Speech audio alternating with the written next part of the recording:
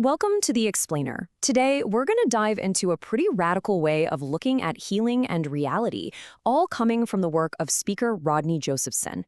He makes the case that the source of all our wellness and our illness is actually in a place we almost always overlook, ourselves. So let's just kick things off with a question that, honestly, we've all probably asked ourselves. When you feel sick, when something's wrong, why is our first instinct to immediately look for a cure outside of ourselves? We're always looking for that fix, something to take, someone to go see. And we get caught up in this maze of external solutions, right? Pills, doctors, seminars, you name it, each one promising a result. But the source material we're looking at today suggests this whole approach kind of misses the point entirely. It says there's this incredibly powerful, untapped source right inside of us. Okay, let's get into the first big idea here.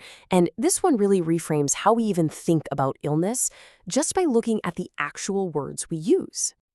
So you see this word on the screen, disease. We see it, we hear it all the time, right? But what if we've been looking at it all wrong? The source material asks us to just look a little closer, to actually break it down. Because when you do that, when you see it as dis-ease, the whole meaning changes, doesn't it? What if illness isn't something that attacks us from the outside, but it's actually a state we create from within, a state of being at dis-ease? So from this point of view, a dis-ease is really just the body reflecting a mind that's not at ease. It's the physical symptom of an internal imbalance, a mind that's been knocked off its center. And this rabbit hole, it goes way deeper. It suggests that the very structure of our language, the words we use every single day, are actively creating our reality. They're not just describing things, they are creative acts. Okay, now stick with me on this next one because it's a really interesting, kind of out there idea. The theory presented here is that the end of these words, ion, can be thought of as an actual energetic particle. So in this way of thinking, when you engage in nutrition, or imagination, or creation, you are literally emitting these ions that go on to shape your world. You basically become a broadcaster of your own reality. So let's move on. If our inner world can create disease in our own bodies, what else is it creating? Where does that influence stop? And the answer, according to this perspective, is everything. The physical world around you is just a reflection of your psychological state. The people you meet, the situations you end up in, even your health, it's all just a mirror showing you what's going on inside. And to really ground this, to show it's not just some abstract theory, Josephson shares this incredibly powerful personal story. He was dealing with a severe physical injury, something you could see and touch, a large open wound on his shin. So what did he do? Well, exactly what any of us would do, right? He threw everything at it. He tried the fancy Manuka honey. He went to the local doctor.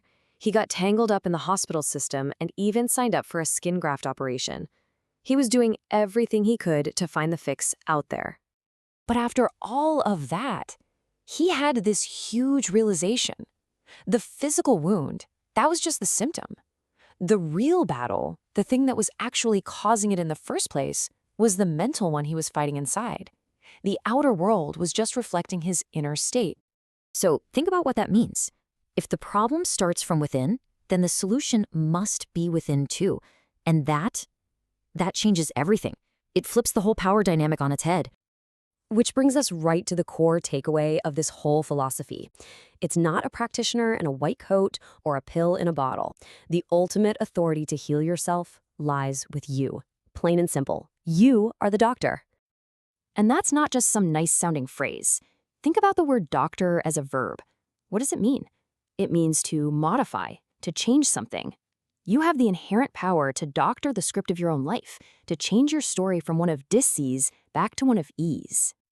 What this all suggests is that healing isn't about fixing something that's broken or adding some missing piece.